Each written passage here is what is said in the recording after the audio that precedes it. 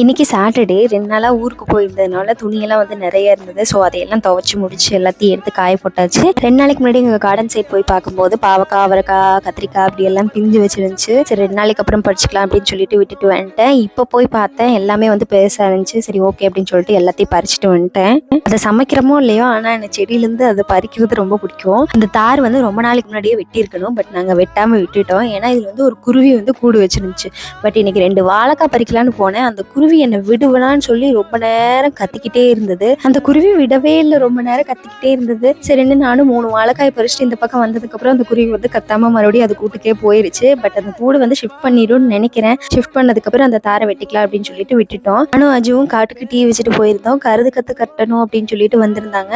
So அவங்களுக்கு வந்து coffee வச்சுட்டு போயிருந்தோம். யாரெல்லாம் அந்த மாதிரி காட்டில் வேலை செய்யும் போது நம்ம வேலை செய்ய போகலையேன்னு கேட்டுருவாங்களேங்கிறக்காக காஃபி மட்டும் வச்சு கொண்டு போய் ஐஸ் வைப்பீங்கன்னு சொல்லி மறக்காம கமெண்ட் பண்ணுங்க.